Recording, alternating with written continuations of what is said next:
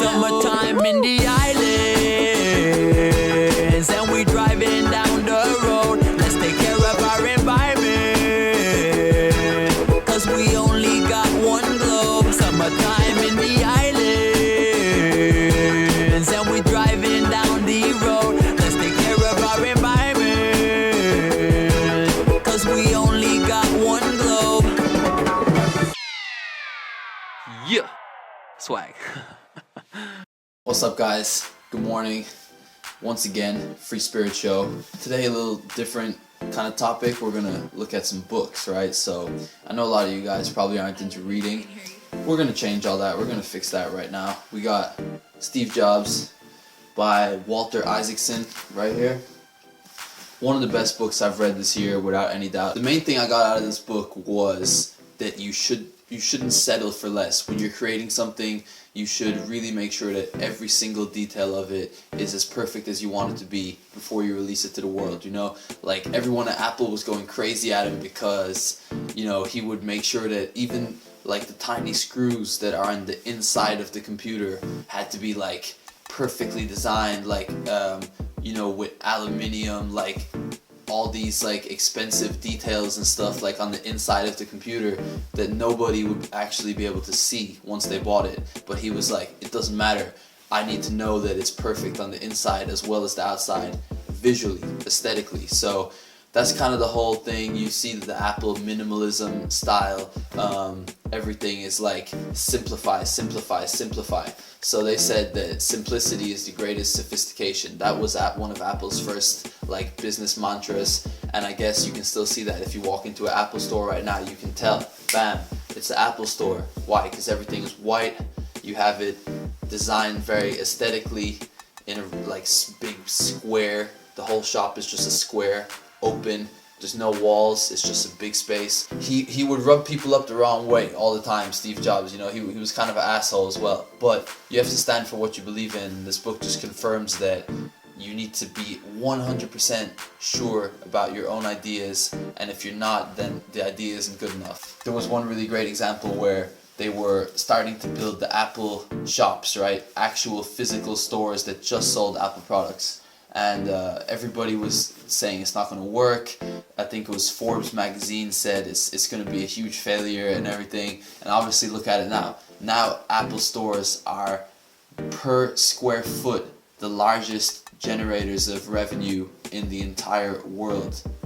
It's the most revenue generating retail store in the whole world per square foot.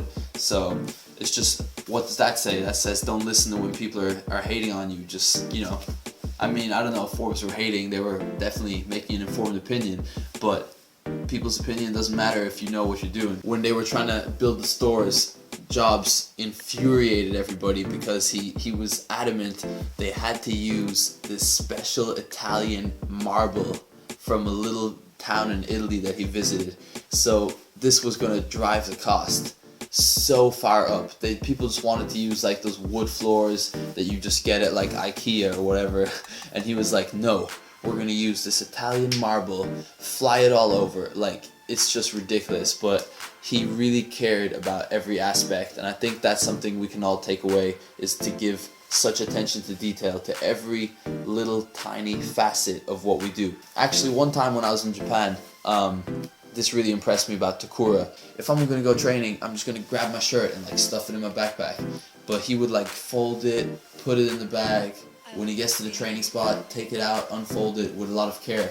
And I asked him, why do you do that? And he says, because freestyle is everything to me. And it was Red Bull clothes, and he's like, you know, being a rebel athlete is everything to me, so I need to treat it with care and respect. And I was like, whoa, that's crazy. That's some next level Japanese Zen master stuff right there. Am I saying Takura is the next Steve Jobs? Possibly. The last thing I got out of this book is simplify your message. Everything that you're talking about and communicating to people, they should understand it instinctively, right? It shouldn't have to be a long spiel about all the details and blah blah blah. When he invented the iPod, there was no way people could understand the technology. So he just stood up on stage and he said, the iPod is 1,000 songs in your pocket. Bow. And then he says, oh wait, I've got one with me right here. and he just grabbed it in his pocket and just showed it like that. You gotta remember, before this, the MP3 players were like huge, big, clunky things, and they could hold like 12 songs. So this was like mind-blowing. They were like 1,000 songs in that size? That's impossible. But you know, he could have stood up there if he was just a normal person. He'd be like, yeah, the new iPod is a MP3 player technology that allows you to store 2 gigabytes of memory in a hard drive, and play music files and portable, blah, blah, blah. No, he knew that people just want to get to the message. What does it do? 1,000 songs in your pocket.